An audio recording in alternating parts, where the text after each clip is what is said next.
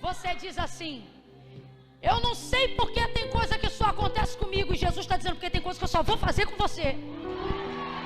Então eu não vou dar para você o que os outros pensam que é um privilégio. Escute isso aqui: não ser confrontado por Deus não é um privilégio, é uma derrota. Aí você diz: puxa vida, Deus, o outro está no 7º casamento, tu não fala nada. O outro já trocou de igreja 400 vezes, é o 4º ministério que ele abre. E eu aqui, Senhor, te servindo em fidelidade, e é só lapada, pega de um lado, pega do outro, vai para cima, vai para baixo. Senhor, tu me ameaça até com leito, dizendo que até em leito tu vai me colocar, se eu não fizer a tua obra. E o outro lá tu não fala nada. Jesus está dizendo, está reclamando de quê? Com ele eu já não falo há muito tempo, mas com você eu ainda falo, e nisto está a glória do teu chamado. Nisto está a glória do teu chamado. Aperta a mão dessa pessoa e diz: ele te estreita, te aperta, repreende, castiga, disciplina, porque ele tem intimidade, ele te ama. A palavra de Deus é muito clara: a quem muito é dado, muito será. Ao invés de reclamar da pressão, você deveria agradecer a proporção. A pressão é equivalente ao que Deus te entregou. Eu disse que a pressão é equivalente ao que Deus... A pressão é equivalente ao que Deus... Por isso Deus espera mais de você do que dos outros. Por isso Deus espera uma postura diferenciada de você, que às vezes não exige dos outros. Por isso que quando Deus te confia uma palavra profética, ei, os covardes ficam sentados dizendo assim: ai que Deus levante outro, ai que Deus levante outro, ai que Deus levante outro. Os profetas se levantam e entregam. Você tem vivido um tempo de pressão, aonde Deus te entrega palavras e a sua carnalidade quer que você haja com covardia, dizendo que Deus levante outro. E você tem reclamado da unção, tem reclamado do peso ministerial, você tem reclamado do chamado, você reclama dos sonhos que Deus te dá, das batalhas espirituais que Ele te permite viver, você tem reclamado dos questionamentos e das angústias que o chamado te coloca, as bifurcações espirituais, que a pressão de não ter coragem de tomar uma decisão sem o respaldo de Deus te coloca. Porque, irmão, a nossa angústia toda, ela está baseada na certeza de que não guiamos nós a nós mesmos, mas que estamos sepultados para si próprios e vivos para Cristo. E isso cria em nós muita angústia na nossa vida diária. Por quê, Camila? Porque você não compra sem orar, não vende sem orar, não namora sem saber se é o que Deus quer, não noiva sem saber se é a vontade de Deus, não troca de igreja sem saber se Deus deu direção. E isso vai te colocando em pontos de pressão, porque se você fosse pipa voada, tu tomava a decisão que viesse na telha, mas não, tu não dá um passo sem que o Senhor te dê a direção. Isso te coloca em bifurcações espirituais, isso eleva o seu nível de pressão e de tensão emocional, espiritual e, por que não dizer, física.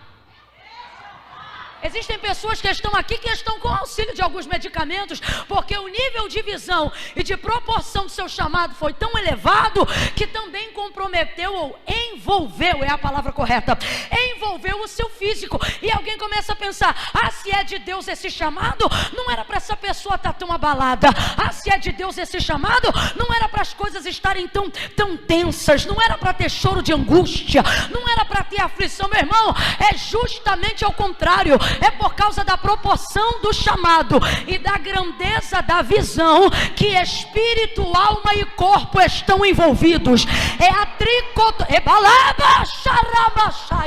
Deus não chamou a sua mente apenas, Deus não chamou seu coração apenas, e Deus não quer te usar como um peão apenas na sua casa.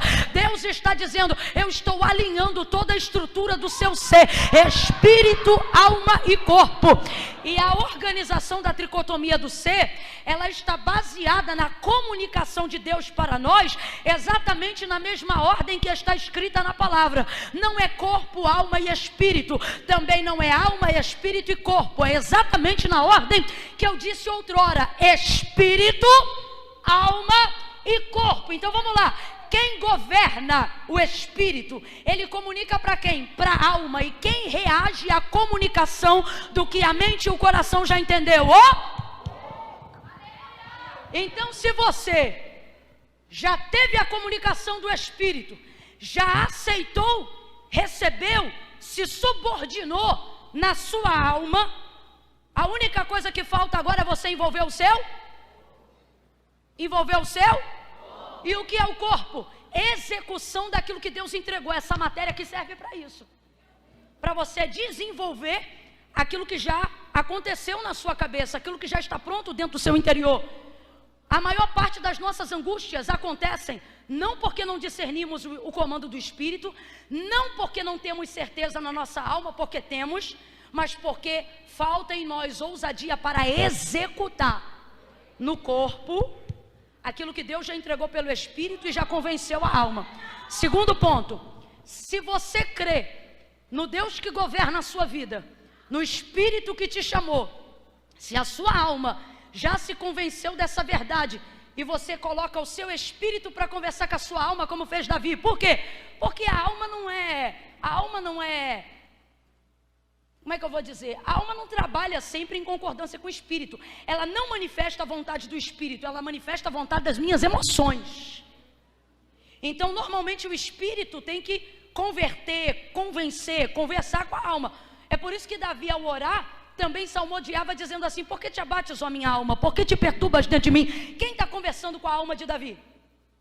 O Espírito do Senhor que habita em Davi, a parte consciente, a parte que não fica em frangalhos emocionais, a parte que chega para governar e dizer: você sabe quem manda, você sabe que sua vida tem controle, você sabe que você tem um pai. A alma está doida para surtar, a alma está doida para... E o Espírito está dizendo: te controla, tu tem promessa, segura a tua onda, tu tem governo, tu está debaixo de uma palavra. A alma está doida para quebrar um prato, para dizer: eu vou surtar. E o Espírito está dizendo: não dá brecha para o diabo, segura firme, aguenta a ponta. Aí os nervos começam a entrar em frangalhos, porque duas partes indivisíveis. Eu disse duas partes o quê? Eu disse duas partes o quê? Indivisíveis. É uma mistura de eita com cima de eita. É uma mistura de Deus me livre com quem me dera junto. Essas duas coisas entram em diálogo ou conversa ou briga, dependendo de cada momento. E quem é que sente? O corpo. Ele não sabe se faz ou se não faz, se reage ou se não reage, se vai ou se não... porque ainda não está vivendo a materialização e a evidência do seu chamado. E Deus te trouxe hoje aqui para dizer: o eis-me aqui vem antes da materialização. Você diz eis-me aqui, e a materialização vai levar um tempo de maturação para você desenvolver isso. Então não fique ansioso, só siga, só vá. Veja, 3 anos e meio de mentoria, andando com ele, comendo com ele, ouvindo diretamente dele, mas negou ele. Quantas vezes? Isso é grave. Eu disse que isso é? Não vem para cá querer trazer teologia para mim de que o que Pedro fez não foi tão grave quanto o que Judas fez. Não é comparando pecado que você vive transformação. É se arrependendo. Não é olhando o tamanho do pecado do outro para tentar medir o tamanho do seu. É olhando para o seu. É uma conversa fiada de gente que não consegue progredir no chamado, porque preste atenção, o pecado ele até te afasta de Deus, mas o que te mantém distante é a hipocrisia. De tentar diminuir o que você tem consciência que você fez. E o que eu acho lindo, e por isso Pedro foi o escolhido para que o Espírito Santo ministrasse ao nosso coração essa palavra. Por isso ele foi o escolhido para essa noite, porque ele não diminui aquilo que ele fez, ele entende a gravidade do que ele fez. Depois de ter negado Jesus 3 vezes, parece cena de filme. O texto diz que Jesus vai saindo, quando o galo canta, ele negou a terceira vez. Aí antes do galo cantar, ele negou a terceira vez. Aí o galo canta, aí vem Jesus passando. O texto diz que o olhar de Jesus foi por cima do ombro e bateu de frente com o olhar de Pedro. A primeira pessoa que Pedro viu depois de negar Jesus foi Jesus. O texto diz que diante desse cenário, ele saiu dali e foi chorar amargamente. Completa para mim, por favor, igreja. Ele foi chorar? Ele foi chorar? Você precisa sentir quando você não tem atitudes à altura do teu chamado. Ah, mas o outro não faz metade do que eu faço. Isso não é sobre o outro. Eu vou te falar a verdade. O pecado de Pedro não foi tão distante do pecado de Judas, mas a maneira como eles se comportaram colocou um em cada polo do outro.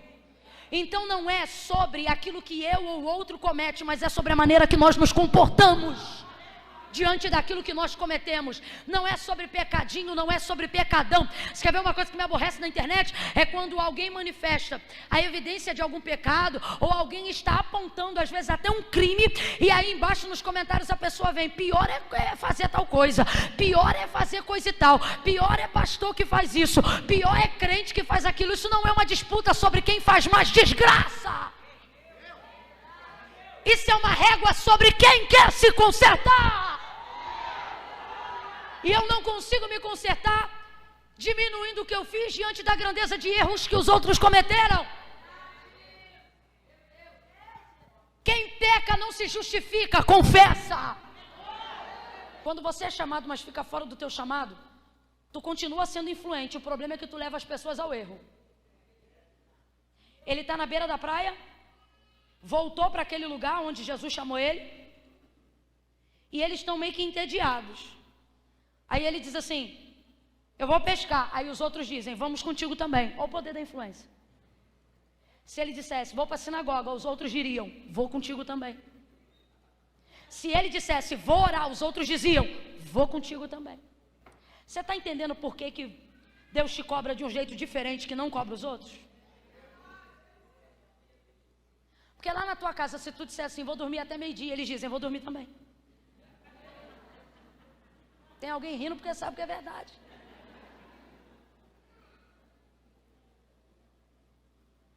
Deus está dizendo para você: é por isso que eu não te permito alguns luxos. Não é porque você não merece, não é porque eu não te amo, é porque eu sei o tanto que você influencia. Você quer ver uma coisa que te aborrece? O tal do todo mundo pode menos eu.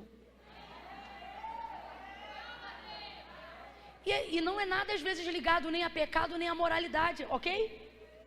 Simplesmente está ligado à influência. Uma peça de roupa boba, que é só uma peça de roupa no corpo de outra pessoa, mas se for no teu corpo, você diz: Jesus, tem nada a ver. Minha denominação permite, minha igreja permite, dogma religioso da minha instituição permite, e ele diz: todo mundo permite, menos uma pessoa. Eu não permito. Isso aí é intimidade, é ou não é? É intimidade, é você e Deus. Mas é por quê? Dependendo do raio de envergadura da tua influência. Olha que doideira. Pedro está dizendo: vou pescar. Eles dizem: vou também. Qualquer outra coisa que ele dissesse: eu vou, os outros diriam: também vamos contigo. É por isso que Deus aperta. Aí se liga. Jesus morreu, e eu fecho a Bíblia aqui. Pedro negou e não teve oportunidade de pedir perdão. Mas ele ainda está em processo de arrependimento. Jesus ressuscita dentre os mortos no terceiro dia. Pior do que pecar contra Jesus, sem ter podido pedir perdão, é saber que quem eu devia voltou dos mortos. Isso vai ser um problema na chamada dele. Isso vai ser um problema na cabeça. Entenda, as coisas que Jesus está desentulhando, confrontando, te inquietando, te inquirindo, te incomodando, não é porque elas são um problema para ele, é porque ele sabe que se ele não confrontar, elas serão um problema para você, elas serão um problema para o exercício do teu ministério. Por isso ele vai ser intencional. Na terceira vez, ao redor de uma fogueira, ele pergunta 3 vezes: Pedro, tu me amas? Senhor, eu te amo. Segunda: Pedro, tu me amas? Senhor, eu te amo. Estou parafraseando, porque a variação do grego muda, mas o ponto principal que eu quero atingir é este aqui: Pedro, tu me amas? Você leu comigo. Ele não ficou triste pelo que Jesus perguntava, ele ficou triste porque Jesus fez a mesma pergunta ele entendeu na hora. Porque as coisas que carregamos e que atrapalharam a nossa vida em ministério até hoje não vão atravessar 2023 com a gente. Elas serão resolvidas. Seja profeta para alguém aí agora e diga para esta pessoa: este ano, está fraco, seja profeta, diga: este ano, Jesus vai tratar tudo. Ele não vai deixar passar nada, não vai passar nada, não vai passar. Ele faz a ferida, mas ele também liga. Ele mata, mas ele também faz viver. Ele abate, mas ele também exalta. Ele está dizendo: eu vou confrontar, mas também vou te consolar. Eu vou denunciar, mas também vou te sustentar. Eu vou te ajudar a confessar esse pecado, mas também vou caminhar contigo no processo de restauração dele.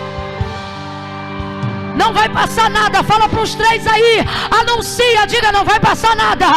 Esse ano não passa nada. Passou 2021, passou 2022, passou, mas de 2023, assim diz o Senhor: este ano não vai passar nada. Eu vou passar um pente fino na tua vida espiritual, e tudo que estava impedindo, atrapalhando, tolindo o teu chamado vai ser resolvido.